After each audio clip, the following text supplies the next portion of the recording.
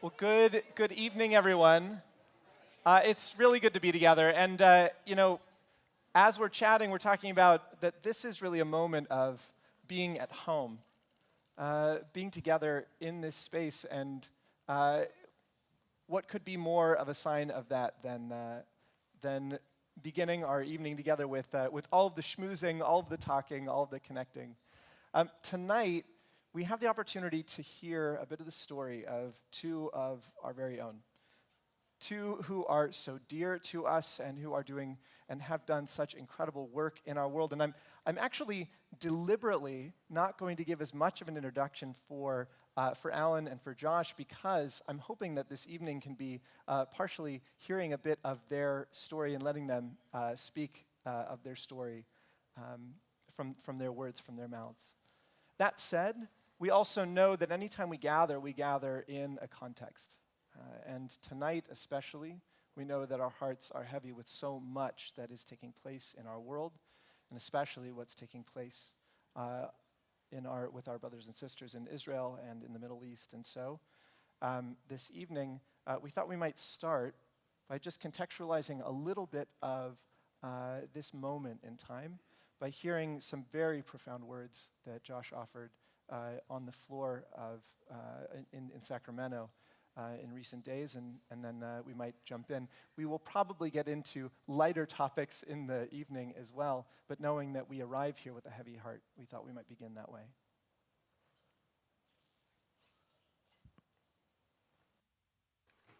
Might sound a little crazy, but it is. It's a gift, actually, to have a vehicle to express this jumble of emotions. It's a gift to be surrounded by such historic Californians, individuals and families, here to bear witness for the Holocaust for all. These families were irreparably devastated and in many ways, forever tormented by the worst of humanity. They're only here for one reason, so that we may understand and act together, all of us, against the patterns and climate that lead to the perfect storm where bias becomes hate and hate becomes horror. It's a time where I get to wear my heart on my sleeve without obsessing, as politicians do, how it is or isn't received. I just dig deep and express where I'm at. I feel exhaustion from the geopolitical events and specifically war in Gaza, exhaustion from how unfortunate and unreasonable it is for Jews to have to explain our generational trauma over and over and over. Exhaustion, reflecting on how our population is still less than it was prior to World War II, despite every other major religion growing fourfold during that time. Exhaustion, explaining on how the Jewish homeland is fundamentally tied to our safety because there is no other government that's been able to stem the tide of anti-Semitism. In our beloved America, and even here in California, that phenomena is indeed the rule and not the exception. This year, I'm confused, and I'm activating. I honestly feel somewhat incredulous by the lack of collective response to the anti-Semitism all around us. And why are we allowing it to be politicized? I don't know any other way to say it. Why isn't anti-Semitism a bigger problem for non-Jews? Are you paying attention to anti-Semitism? Do you understand it? Do you know the patterns, the tropes, the blame, the conspiracies? Does it alarm you that anti-Semitic acts are up 360% in the last 18 months? Does it create any sense of apprehension or unease that we live in a society where Jews make up 2.4% of the population and receive 60% of the religious-based hate? I'm gonna ask you that again. Does it create any sense of apprehension or unease that we live in a society where Jews make up 2.4% of the population and receive 60% of the religious-based hate? Are you worried about the roughly 7 in 10 Jewish adults that report experiencing anti-Semitism online or in social media, including those who say they've been personally targeted? And if you need examples, please feel free to visit public comments to my Assembly Instagram. Some of us are paying very close attention to anti-Semitism. We've been forced to for over 1,000 years. It's never stopped, never.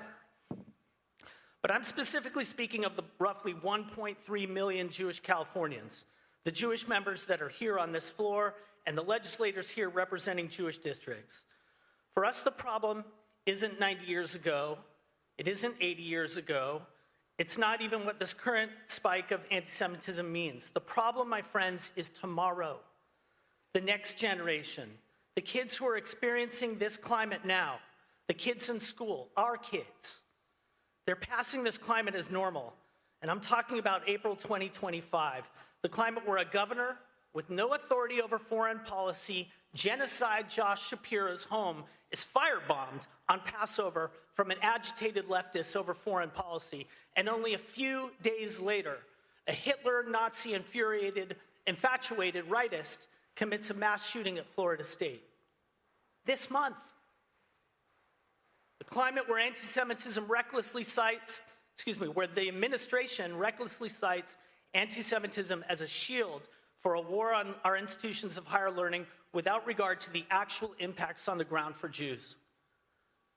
The climate where in California, vocal opponents publicly call Jewish legislators racist for attempting to put guardrails around anti-Jewish bias in public schools. The climate where my 10-year-old daughter gets screamed obscenities at her while joining me at an event in Long Beach saying her dad, the other genocide Josh, is a right-wing sociopathic apartheid and genocide supporter. Those same kids of today that have only seen this and have nothing else to compare it to, they're going to be the legislators tomorrow, the decision makers. And so they need to hear about what can happen to a civilized society like Western Europe when we don't talk about it. They need to understand that the attacks of this month are a precursor to collective punishment against Jews, and that the slope is more than just slippery, it goes down to a depth that is unimaginable. Anti-Semitism is being normalized today, here. The blaming of all Jews for the actions of some, the notion that Jews are only loyal to themselves and not their country of birth or choice, the myth of the blood libel, the idea that because a complex and truly awful war is rampaging, that all Jews, despite their protestations, are complicit. This is the danger. This is the persistent bigotry that has ended in pogrom, violence, and organized genocide. And unless we nip this nascent falsehood in the bud, we're only asking for a repeat of the past. So it is for the future and for our children, all of them, that we must stop the lie of collective guilt. Because if we don't, my children will suffer from the violence, and yours will have the guilt of perpetrating it. Which brings me all the way back to the atrocities of the Holocaust. I will always feel total exasperation on how something so imaginable could come to pass, the audacity of the Nazis' self-documented systematic extermination. So I want to speak of the medical experiments conducted on Jews to underscore the unimaginable level of atrocity. Let's get uncomfortable and let's talk about those things. Let's talk about the bone, the muscle, the nerve transplantations without anesthesia.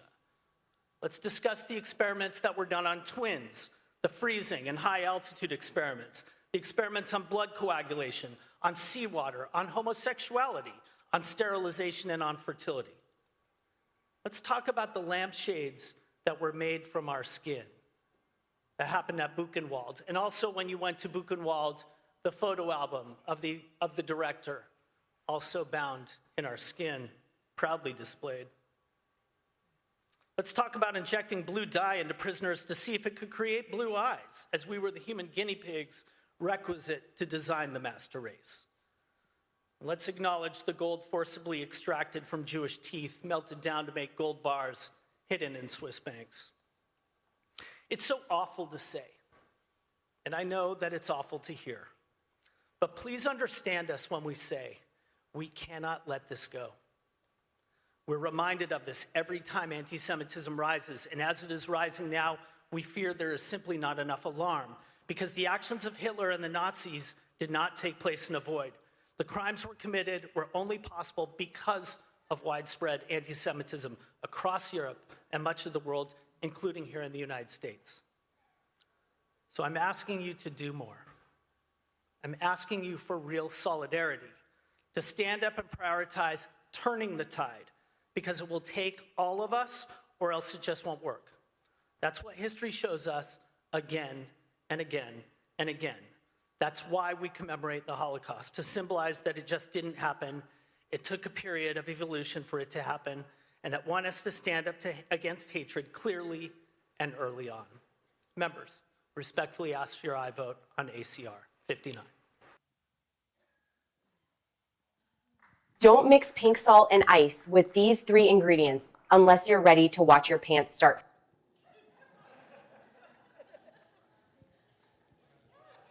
Yeah, more opportunities.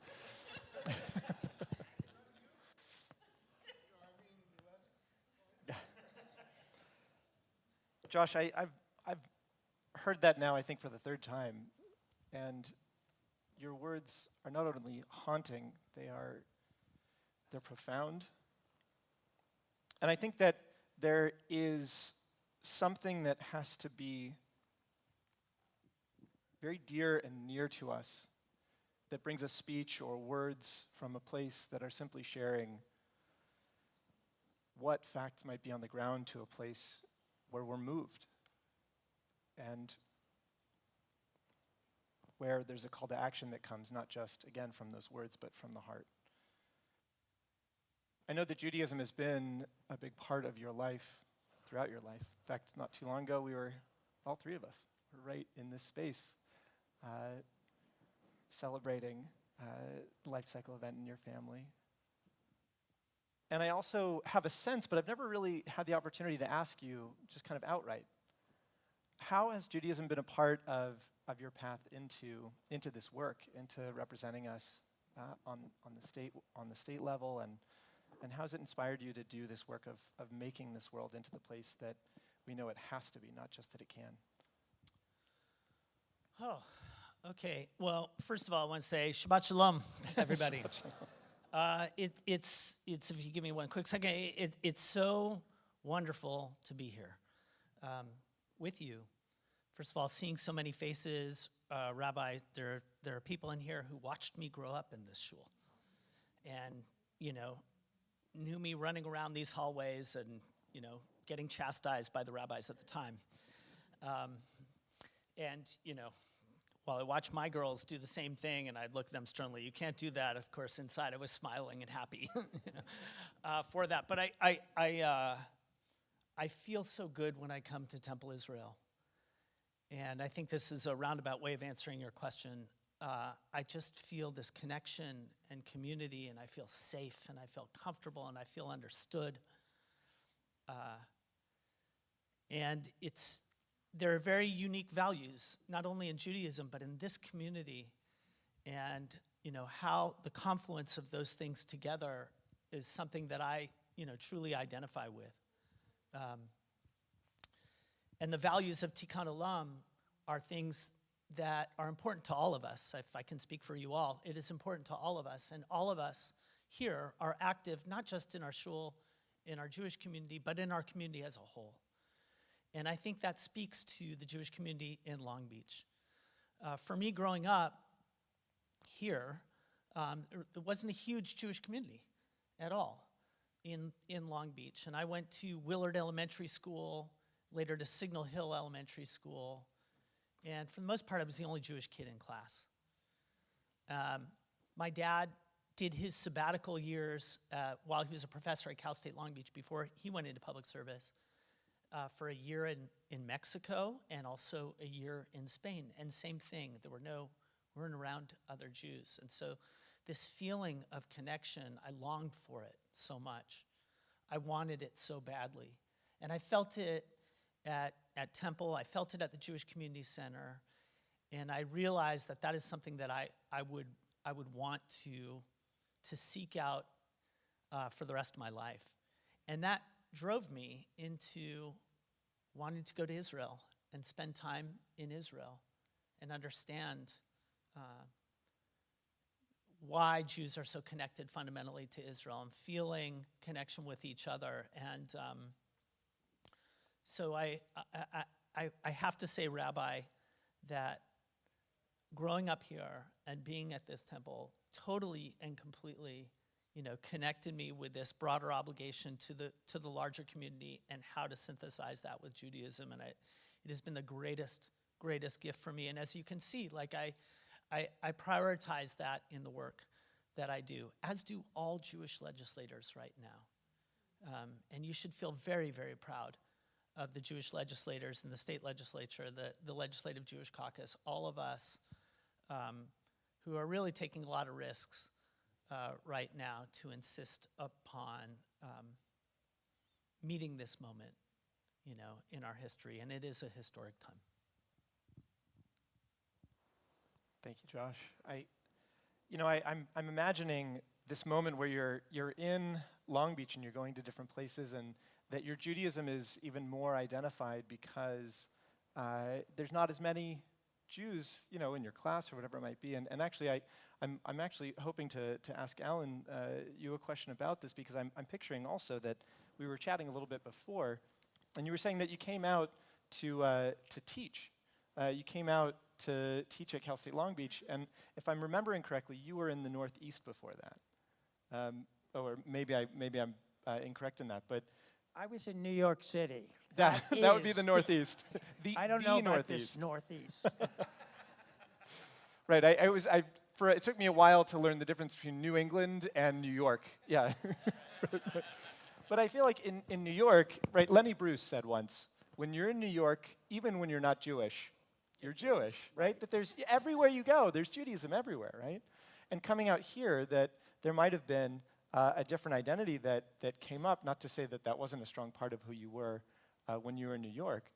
But I'm curious about how your Judaism kind of played into finding your way into public service as well when you came to Long Beach, and whether that identify that walking into a room and not having everyone else say schmear was something that kind of brought up and strengthened your sense of self as a Jew. Well, you've given me this opportunity to talk about the beginning. And I grew up in New York. I'm 84. And so I was born just before the Second World War. And my first memories that I can recall were right after the war. I don't remember how long after, when I would play with kids on my block, which was a very multicultural block. It wasn't very, actually, even though it was New York, there were a lot of Irish kids and a lot of Italian kids. And I still remember going home crying because the kids started to pick on me and said, "My brother died because of you Jews, and we fought a war because of you Jews." And that was a tremendous shock to me, and that I went home and asked my parents, I must have been 6 or 5 or 6, what that was like. The next thing that really stands out during that period was relatively soon, and I don't remember how soon after the war, because I don't remember when the war ended. I still remember the demonstration in New York City when the war was over, but I did not know at that time, and I came to visit us at home with his wife, my cousin Edith, and she had just been with my new cousin Leon, her husband, and Leon was a survivor, and it was right after the war, and I was in shock as a little kid watching Leon. He couldn't eat anything but baby food. He was maybe 80 pounds or 70 pounds at that time. And I didn't know what to do, to stare, and I had to talk about it to my parents after. But that had a tremendous impact, the Holocaust. That was my introduction to the Holocaust and what took place. And so I don't think, it's interesting to talk about, I think what Jewish was to me growing up, in New York anyway, before I came to Long Beach, was tikkun olam. All I remember about being Jewish was caring about others who were less fortunate, fighting for others, fighting for peace.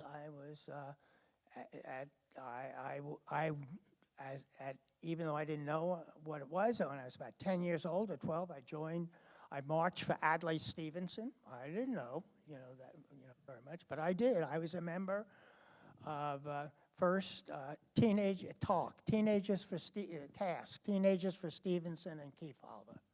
That's what it was. And when I went to college, I joined the NAACP. It was in the 50s. I walked, I fought against movie theaters that discriminated against blacks. That's what I did. And then I was against, when I went to graduate school and also at the end of the college and graduate school, I participated in, and I went to Ohio State, and there was, I participated in the anti-war, anti-Vietnam War. I marched in that. There was a shooting down literally in the state at Kent State. But that just seemed to me, that's what being Jewish was. I didn't know anything else. That's what Jewish was to me. You care about people, you fight for people, and you have family. That's all. It wasn't until I came to California that I learned a little bit more about the institution of Judaism, because the kids, both Danny and Josh, were growing up, and so we became involved here in Temple, Israel, and I got to know, with my dear friend Jim Linden, Rabbi Kelter. And Rabbi Kelter was another person that really taught me about Judaism. He taught me about caring for others. I already was doing it, but all of a sudden I was around a rabbi that really believed in it and fought for it and told me what to do. And he told me, he said, okay, you're a psychologist. You're going to come and work with our confirmation students. We send them in the fall, all the students away for a weekend, and I want you to be a counselor with them, to listen to them. And then when in the spring, when they come together with their parents, not in the same group, the parents are in a different group with the kids, but so that they can hear what it's like for their students. I thought, that's really wonderful. I was a psychologist at that time, but I wasn't really interested in treating people. Not that I was against, I was trained how to do it. Because of the time, I was a community psychologist. Everybody would say, well, what is a community psychologist? And lots of times I couldn't even answer it. I wasn't quite sure what it was, a community psychologist.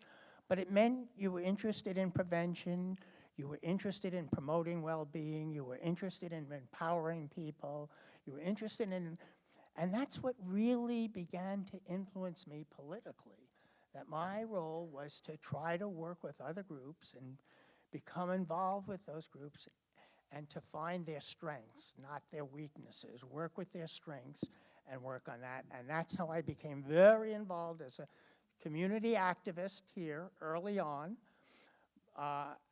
At that time, Bonnie, who was my wife then, and the mother of Danny and Josh, I think we tremendously influenced the kids, because we would always have different communities come to our house, and we would have these meetings at our house. It was very liberal. I was. Very liberal. I am a true dyed-in-the-wool lefty. That's who I am. That's what I was when I was in Congress. That's what I was when I was in college and high school, and that's what I am today.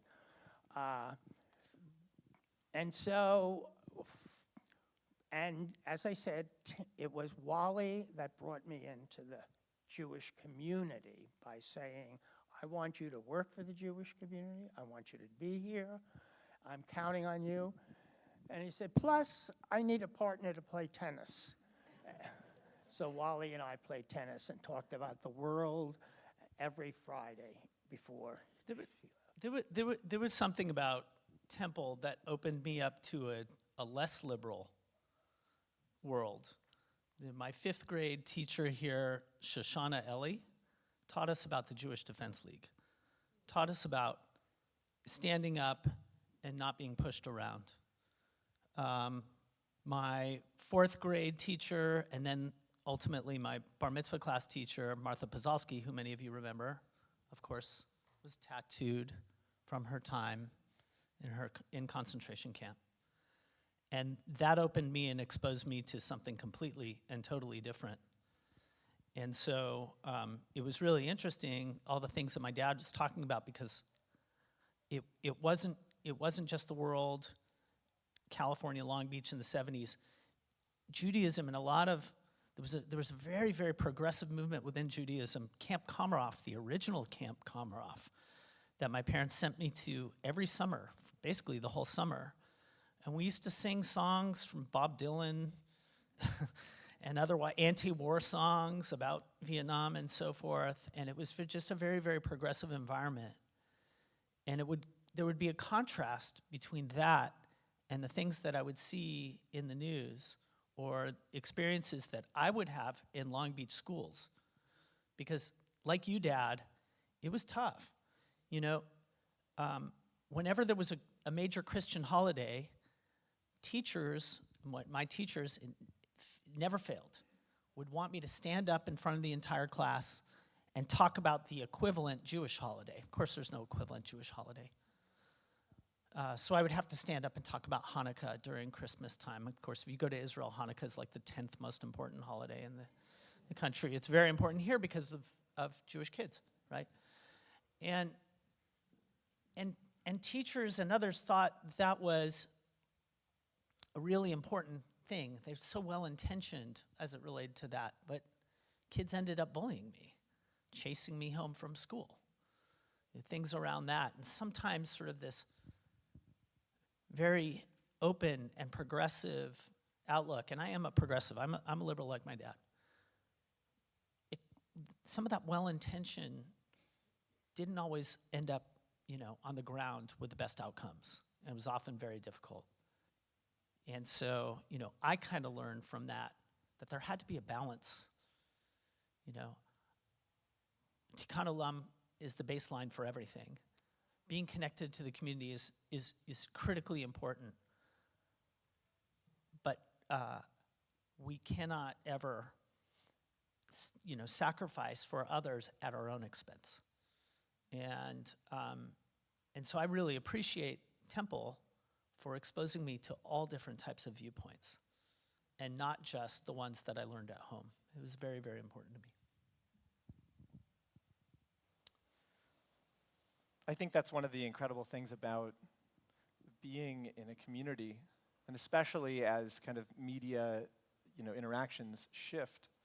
One of the things that's unique about a religious community is that we're still standing face to face. We're still with each other, and different viewpoints can come in. And so at different times, that means different political movements and different communities kind of coming literally into our homes or into our space. And I'm curious for both of you. I'll start with Alan. How that perspective lent to offering a Jewish voice when you were coalition building. How did Judaism provide a unique role when you were doing work on the government level? Both offering a voice from the Jewish community and understanding what it might be like to be in a minority and representing a group of people as such. I don't know how I can totally answer that question. I'll just share my experience. I had gone through a separation and a divorce in 1988, so I was kind of searching to figure out where do I go next. I had the wonderful fortune of being at Temple Israel for the high holidays for Yom Kippur in 1988, and some of my good friends, the Epsteins, I don't know, I thought I saw Lynn here, there's Lynn, took pity on me because I just looked like a mess and invited me to a break the fast. And that's the time that I met my next wife, and tremendously changed my life. And that was Debbie. As I went along, I was searching, and so when you ask, I became the president of an organization called Labachi, Long Beach Area Citizens Involved. And that was all the people that were just like me, African American, gay, Latino, all of them that didn't feel in the 80s that they fit into Long Beach. Long Beach was not accepting. Long Beach was still a little, the end of its Iowa by the Sea mentality. And so this was a group that was all people who felt like, they were all Jewish, even though they weren't Jewish all, but they felt like they were Jewish. It was like being at home with all of them. And so it was the time of AIDS, and it was when I had to bury all these good friends from the gay community. It was an amazing experience, and again, I didn't feel different than anybody that I was working with. And my Jewishness added, I think, to who I was, and I became part of this other community besides my Jewish community. And I was with a member of this temple in the next year or two, Barbara Shoag. If any of you know Barbara Shoag. And Barbara at that time was the president of the League of Women Voters, that's what it was. And I was the president of all the left-wing people in Long Beach, and they were, many of them had come from Chicago and other places. They were kind of more radicals. They were older than me. I was the younger one in those days. And there was an incident that happened in Long Beach where an African-American police officer from Hawthorne who believed that there was discrimination in the police department was driving his car up and down Pacific Coast Highway and got stopped by the Long Beach police. And they ended up, these two police officers from Long Beach pushed this African-American who was he was off duty, and he was really from the Hawthorne Police Department, a guy by the name of Don Jackson, they pushed him through a plate glass window. It probably would have ended at that thing. It would have been another incident of some people believing that there was police misconduct or excessive force. Except that, but nobody else. It would have been, in the end of some page 14 in the press telegram, it would have been a story. But it was a sting operation by the NBC News. And it was seen throughout the United States the next morning of being this African-American guy being pushed through a plate glass window. At that time, Barbara came to me and we worked. I was the president of Labatt. She was as I say, the League of Women Voters. And we said, this is a great opportunity to put before the public of Long Beach, and this was my first time I ever got involved in actual politics doing so, to put before the people of Long Beach a proposition to have citizen oversight of excessive force complaints in the police department. And so nobody gave us a chance. We had no money, and Barbara and I worked, and everybody from Labatt worked on it there. As I say, we kind of walked the city, and we won. We won. We got the first time that the lefties won in Long Beach, and we got 55% of the vote. And I had asked before that, and I'll just end by here, I had asked before we had gotten on the ballot to have a citywide election, you have to have either a majority of the council put it on, or you have to get people to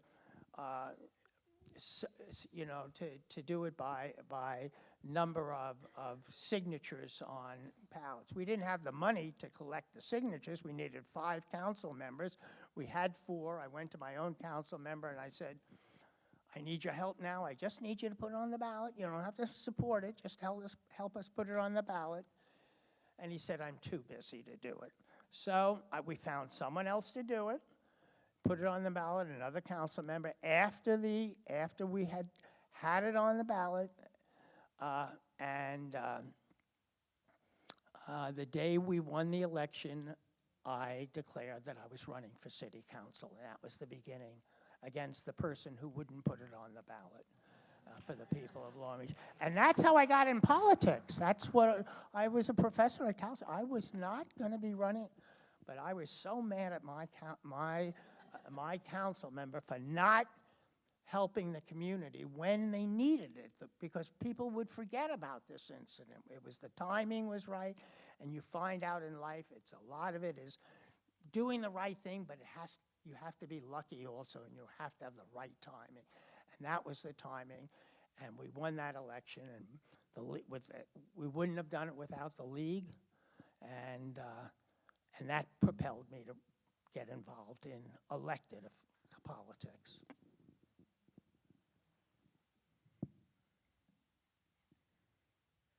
Yeah, I'm feeling like you're mentioning, that so many of the people who felt like partners, and certainly within the Jewish community, there was perhaps even a culture of speaking up and speaking forward. Byron was part of that back then, too. Okay. Yeah, there are a lot of people. Labachi was, as I say, was many more Jews than were in the population. There were also African Americans and Latinos and gays, but there was a good percentage of Jews. And I think we're all proud. I think it was Barack Obama said that Jews punch above our weight class. That's right? exactly right. That it's something very much to be proud of. And Josh, I know that you've done a lot of work at the State House also, especially with the caucus and kind of bringing this community together. You've spoken a little bit about how growing up in that environment, and certainly here, literally in the halls of Temple Israel, but also I'm curious, even up north, how has the Jewish community or those coalitions, those connections been a source of strength?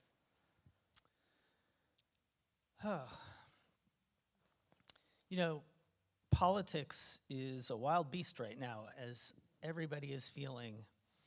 And, I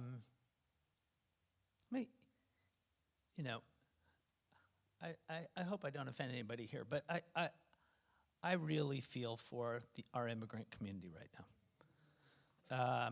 In a way that I think anybody who understands Tikkun Olam and it's incorporated into their values thinks about that. And of course, Jews have an incredible history supporting immigrant communities in the United States and elsewhere. And yet, if you go right now to some of the protests, it's not a great environment for Jewish progressives, because the progressive broader movement considers those who are supporting the homeland, the Jewish homeland, who are Zionists, I'm a very proud Zionist, to be associated with the very far right, with our president, and things around that. And so there's no real safe place right now for progressive Zionists. We don't have a home. And so we lean on each other. And you want to talk about punching above your weight? The Jewish legislators right now in the state of California are punching way above our weight. We have pushed through, even though we're less than 15% of the legislature, which again is above our weight if we're only 3% of the population of the state of California. Things like nonprofit security grants, so that places like Temple Israel and the Jewish Community Center can get grants from the state to pay for some of the security that we have to have. Things like Holocaust education. You'd be shocked at the opposition we get in insisting upon Holocaust education in public schools. Things like standing up against the labor movement when they were asking us to vote to give unemployment insurance for striking workers at the very same time that UAW and striking workers on our UC campuses were chanting for the death of Jews and how we could go and vote for those things.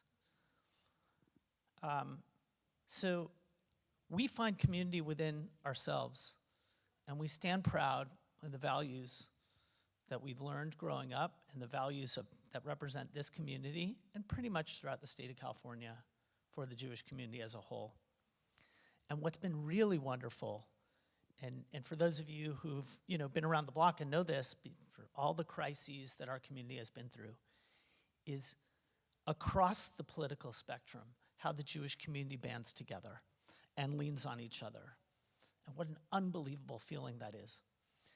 And so for me, in the legislature now, I get energy from working on these issues.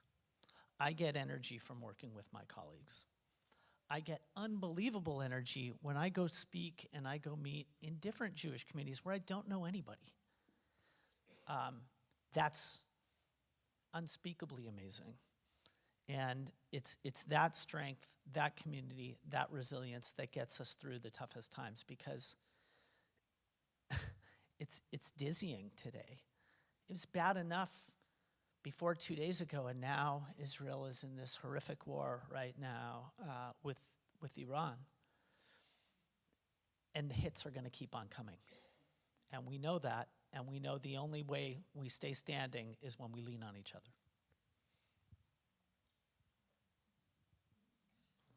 I think somebody might be leaning on the switch.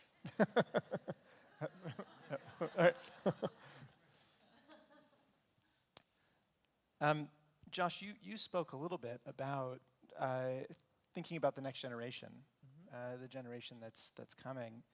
And Alan, you're in a place where I can only imagine. I believe the very definition of the word nachas is to see both your sons in the roles that they are. Yes. And so I'm curious if you could speak a little bit about words to this next generation, those kids who are growing up. I know that for both of you, that's a great passion. What words would you have for them as they look at a world that has perhaps, and I guess I would fold a little bit into this, an anti-Semitism or Judaism that looks different than it might have even 10 years ago, let alone 50 years ago?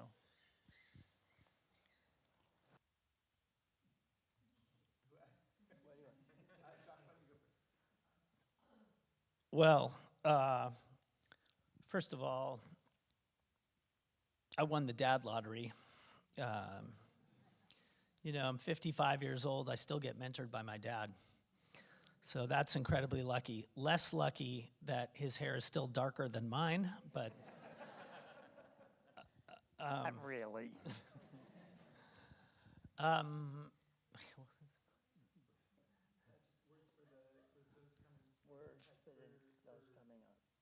For the next generation, the words coming up, the things coming up. So I want to, it may seem like I'm very alarmist because we're so focused on anti-Semitic issues, but there's reason behind the alarm. And the real reason, and this is where I plant my flag on legislation outside of issues just affecting our community, but affecting all communities, is the way kids are living in this digital world. So more than 50% of children have seen Holocaust denialism online. I never saw anything like that growing up, right? And the algorithms, of course, push our children with addictive feeds, into areas that can be very, very different than the values that they're learning from their parents or the values that you're learning at school. And so it is a totally and completely different type of uphill battle that we're playing with our kids in the Jewish community and in every community. So when I also feel very lucky, not just because of being Alan Lowenthal's son. I feel very lucky that I had an experience growing up without this, without the internet, where we had to really, create opportunities to keep ourselves busy, to go outside and play, and to not have these addictive things in front of us, to feel safe when we went home. There are times where I go into my daughter's rooms at maybe 8 o'clock at night and I'll see them stressed. We didn't have anything like that.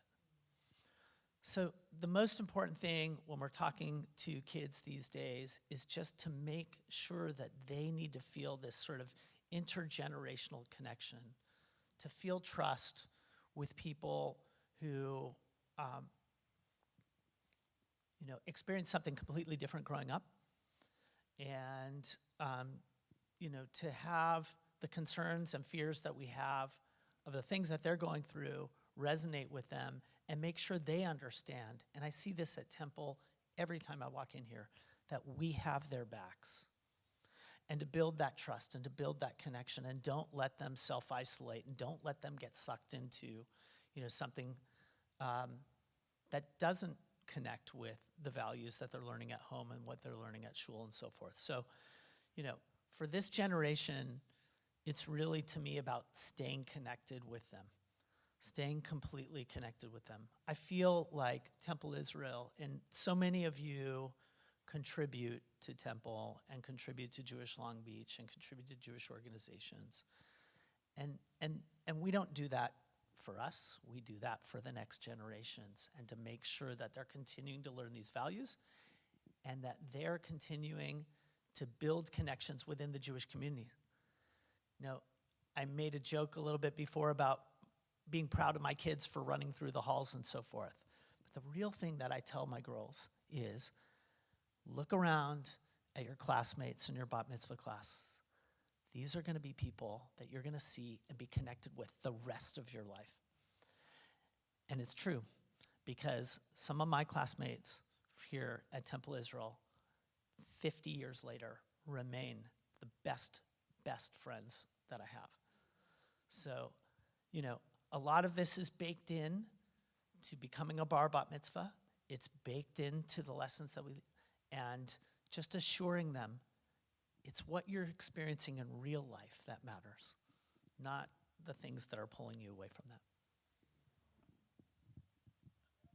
Thank you, Josh.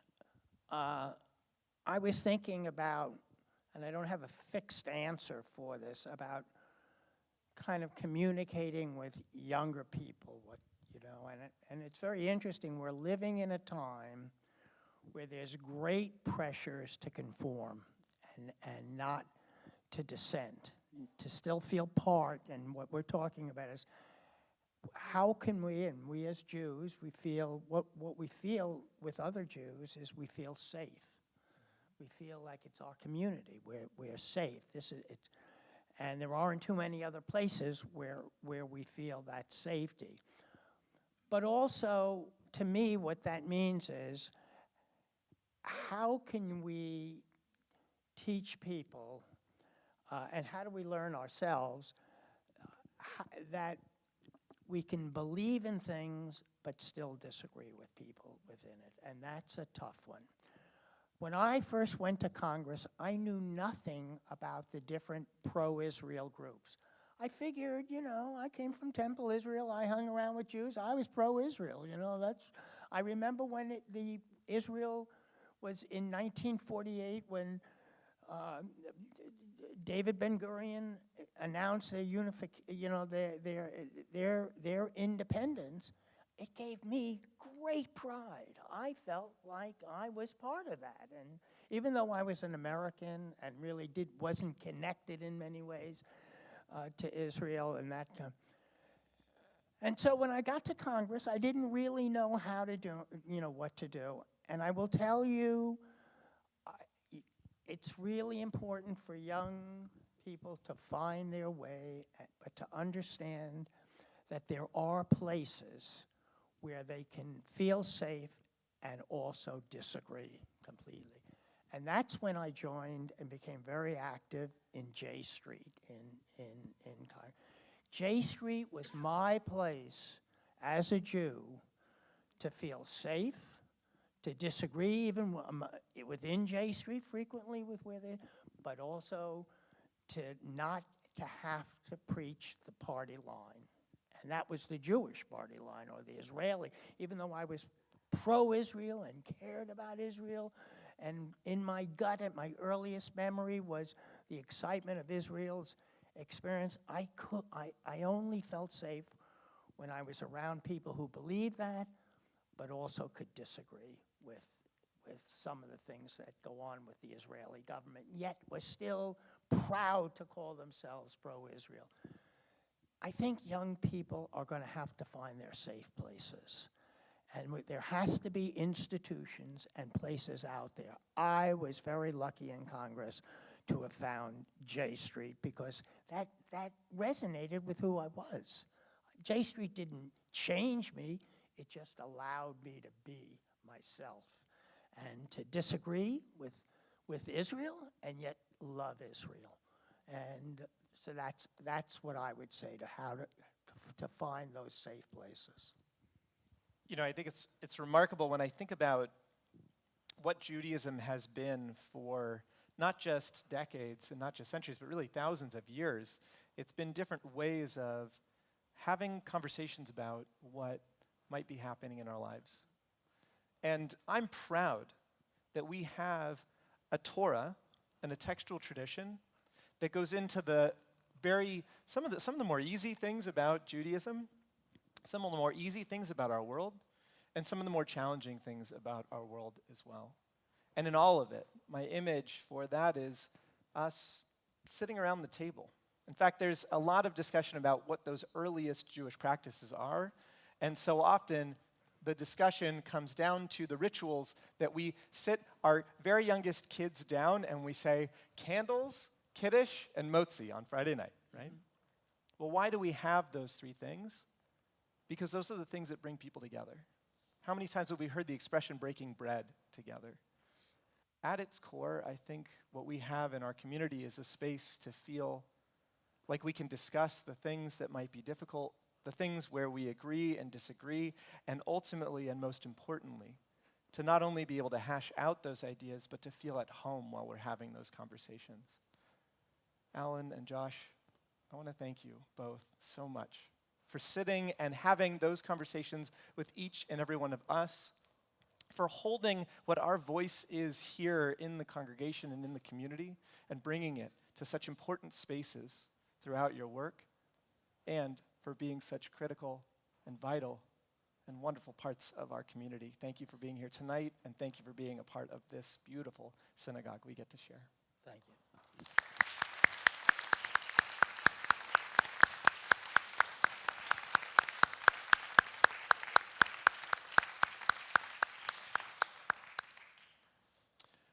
Well, as we do on Friday night, we're going to continue our evening with a bit of singing, some holiday welcoming, and so just in our social hall, we'll have our Kol Haneshama Cantor. Thank you, Kol Haneshama service, where we welcome in the holiday of Shabbat. Join us in wishing all of us a wonderful weekend and a restful and rejuvenating Shabbat. Shabbat shalom, everyone.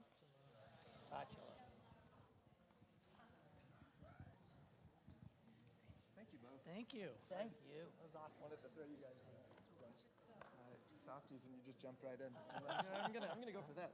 Okay. Yeah. I babysat for you. I'm Adrian, 84. That's right. Huh? What part of New York? Rego Park, Queens. Oh, no, Where?